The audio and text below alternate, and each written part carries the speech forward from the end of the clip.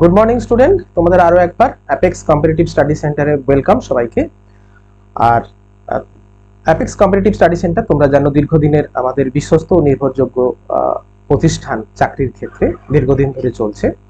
তো এবং অগ্নিবীর আর্মির ক্ষেত্রে ফ্রি অ্যাডমিশন চলছে। তোমরা যোগাযোগের জন্য এই ফোন নাম্বারে যোগাযোগ করবে। আমাদের কোন স্যার রয়েছেন 9002842257 অথবা 7602575006 এই দুটো নাম্বারে তোমরা কল করে ভর্তির জন্য যোগাযোগ করতে পারো। তো স্টুডেন্ট চলো আজকে তোমাদের আমি ইংলিশ স্যার হিমাংশু স্যার বলছি। তো তোমরা জানো আমার ক্লাস অনেকগুলো করেছো, তোমরা যারা অফলাইনে ক্লাস করছো তোমাদের একটা বিশেষ অনুরোধ ছিল যে স্যার কিছু প্রিপোজিশন, অ্যাপ্রোপ্রিয়েট প্রিপোজিশন যেগুলো আমরা পড়ছি সেটা কিছু ক্ষেত্রে কনফিউশন তৈরি হয়, সেই কনফিউশন কিছু প্রিপোজিশনকে নিয়ে একটা ক্লাস, অনলাইনে একটা ক্লাস দেওয়ার জন্য। তো চলো আমরা সেই ক্লাসে আমরা আজকে যাচ্ছি। তো আজকের ক্লাস হচ্ছে appropriate preposition. Appropriate preposition, appropriate preposition প্রচুর রয়েছে তোমরা জানো, যেগুলোকে আমরা প্রায় এক প্রকার মুখস্থর মতো করে সেগুলোকে মনে রাখার চেষ্টা করি, না হলে উপায় নেই কিছু, কারণ ওগুলো তো ডিরেক্টলি বসে।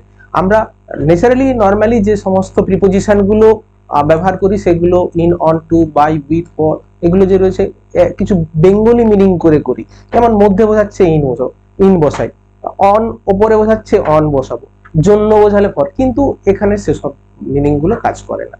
এখানে একটা নির্দিষ্ট ওয়ার্ডের জন্য নির্দিষ্ট প্রিপোজিশন তোমাকে বসাতে হবে। এই প্রিপোজিশনটা আমরা দেখবো পরীক্ষার ক্ষেত্রে তো অবশ্যই থাকবেও। তো সেরকম কিছু একটু কনফিউজিং, একটু তোমাদের যেগুলো নিয়ে একটু ডাউট ফিল হয় সেরকম কিছু প্রিপোজিশন নিয়ে একটু আলোচনা করছি এই ক্লাসে। তো দেখো আজকে ফার্স্ট আমাদের 1 নম্বরে আমি লিখেছি, তোমাদের একটু লেখাগুলো দেখে নাও, সেন্টেন্স গুলো কি রয়েছে অ্যাপ্রোপ্রিয়েট প্রিপোজিশনের ক্ষেত্রে।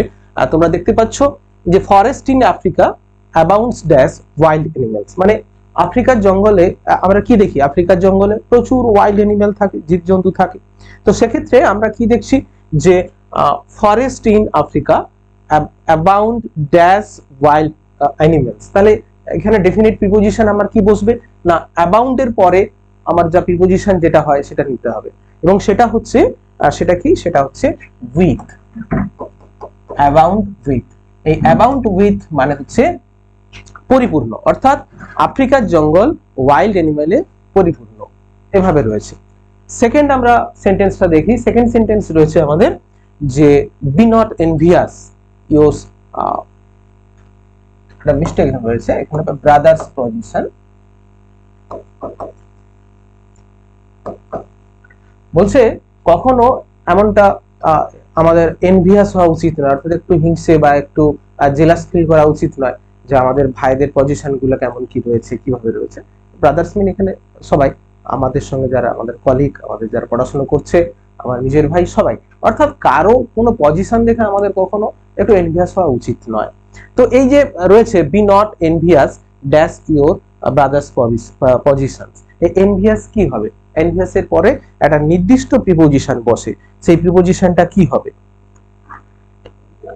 এনভিয়াস এর পরে যে নির্দিষ্ট প্রিপোজিশনটা হবে সেটা হচ্ছে envious of, envious of, envious of, envious এর পরে আমাদের নির্দিষ্ট প্রিপোজিশন অফ বসে। ঠিক আছে, আমরা তৃতীয় সেন্টেন্সের ক্ষেত্রে আসি। তৃতীয় সেন্টেন্স আমরা দেখছি যে I could not agree dash him. দেখো এই এগ্রিটা দুটো ক্ষেত্রে ব্যবহার হয়, এক্ষেত্রে তোমরা বলেছিলে যে কখন কোনটা কেমন করে হয়। আচ্ছা, এগ্রির পরে দেখো, এগ্রির পরে শব্দটা লক্ষ্য করতে হবে, হিম রয়েছে, তার মানে পার্সন আছে। পরের একটা সেন্টেন্স দেখো, he did not agree dash my proposal, আমার প্রস্তাবে সে রাজি নয়, তাই তো। তাহলে একটা আমরা অবজেক্টিভ মতো পেলাম, বস্তুগত ভাবে একটা স্টেটমেন্ট এরকম কিছু। আর দ্বিতীয়টাতে প্রথমটাতে আমরা দেখছি এগ্রির যে প্রথম সেন্টেন্স, অর্থাৎ সেন্টেন্স নাম্বার 3 তে দেখছি যে এগ্রি ড্যাশ হিম। ঠিক আছে, তো এগ্রি উইথ যখন পার্সন বোঝাবে তখন হচ্ছে এগ্রি উইথ। আর যখন আমরা দেখব এই he did not agree dash my proposal, তো এখানে হবে টু, তাহলে একটা উইথ একটা টু, তাহলে কখন টু কখন উইথ, উইথ বোঝাবে যখন পার্সন বোঝাবে, যখন পার্সন থাকবে তখন এগ্রির পরে উইথ, আর যখন আমরা দেখব পার্সন থাকবে না অন্য কিছু হচ্ছে তখন আমরা এগ্রির পরে টু প্রিপোজিশনটা ব্যবহার করব। 5 নম্বরে আসি। 5 নম্বর সেন্টেন্স কি বলছে? 5 নম্বর সেন্টেন্স বলছে mister Basu is blind dash the left I. Mister Basu উনি বাম চোখে একটু দেখতে পান না, অন্ধ। তো এক্ষেত্রে প্রিপোজিশন কি হবে? ব্লাইন্ড, ব্লাইন্ড আছে। আবার I have seen it dash my own eyes, এখানেও নিজের আইজ, দেখো আইজ দিয়ে দুটো বিষয় এখানে দেওয়া রয়েছে, এখানে দুটো জিনিস এখানে দেওয়া রয়েছে। তাহলে কি হবে? ব্লাইন্ড যখন আমি কোনো চোখের দ্বারা অন্ধ, বাম চোখ হোক ডান চোখ হোক এরকম, তখন হয়ে যাবে ব্লাইন্ড অ্যাট। ঠিক আছে? I have seen it, I have seen it dash my own eyes, তখন হয়ে যাবে উইথ মাই ওন আইজ, আমার নিজের চোখে আমি এটা দেখেছি। তাহলে একটা হয়ে গেল অ্যাট, একটা হয়ে গেল উইথ।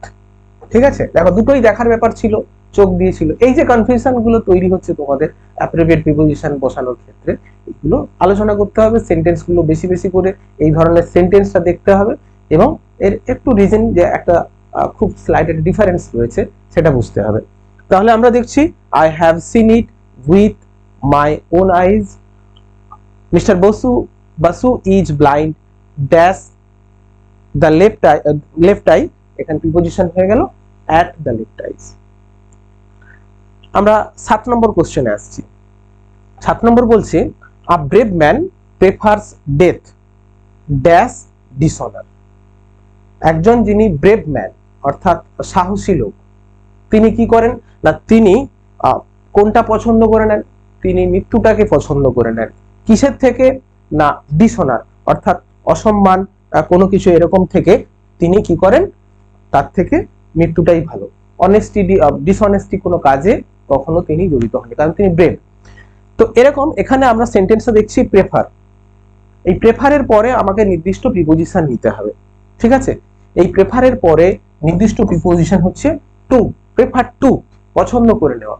আমরা বলি I prefer tea dash coffee, then coffee নয়, এটা হবে to coffee. I prefer tea to coffee, অর্থাৎ কফির থেকে আমার চা পছন্দ, বেশি পছন্দ। এরকম এরকম কয়েকটা শব্দ আছে যেগুলোর পর নির্দিষ্ট পরিমাণে, নির্দিষ্ট পরিমাণ বলছি না, নির্দিষ্ট ক্ষেত্রে কি দেখবো আমরা?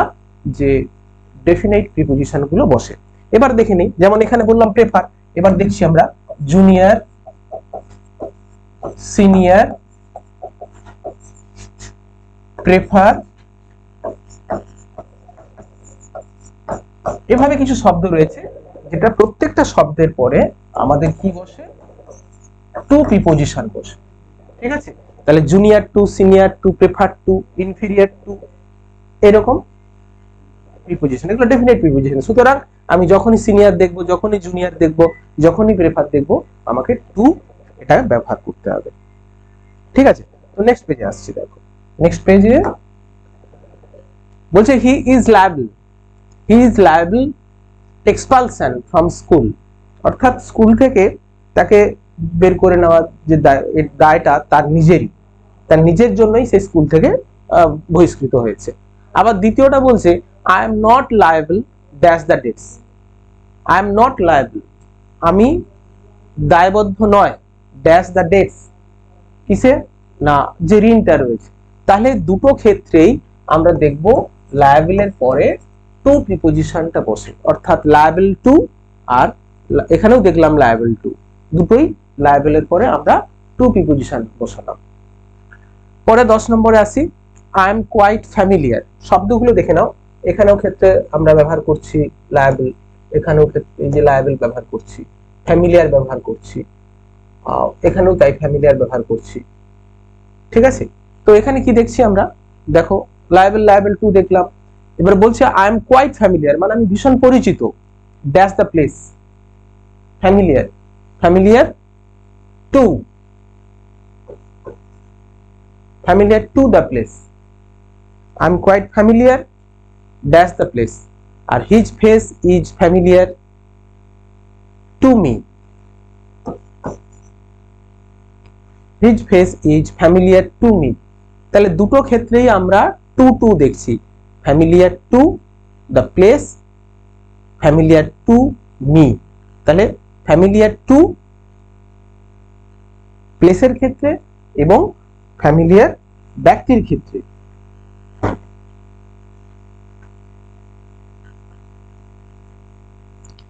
সরি একটা মিস্টেক একটু হয়ে গেল এখানটাতে, ফ্যামিলিয়ার এটা টু নয়, এটা ফ্যামিলিয়ার উইথ, মিস্টেক হয়ে গেল।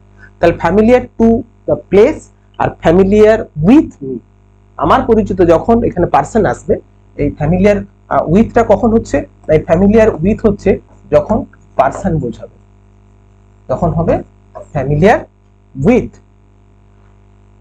আ গোট ফিডস ড্যাশ লিভস, একটা ছাগল পাতা খেয়ে, গাছের পাতা ইত্যাদি খেয়ে বেঁচে থাকে। তো এক্ষেত্রে কোনো কিছুর ওপর যখন নির্ভর করে জীবিকা নির্বাহ করা বা প্রাণ বেঁচে থাকা, মানে যেটা খেয়ে আমরা বেঁচে থাকি এর উপর নির্ভরশীল, এরকম খাদ্যের উপর নির্ভরশীল যেটা খেয়ে আমরা বেঁচে থাকি, তো সেটার উপর জীবন নির্ভর করা যখন বোঝায় তখন হচ্ছে অন, ফিডস অন। তাহলে আ গোট ফিডস অন লিভস। ঠিক আছে, তাহলে তোমাদের এই যে আমি 12টা প্রিপোজিশন এখানে দেখালাম, এই 12টা প্রিপোজিশন তোমরা বুঝতে পারলে।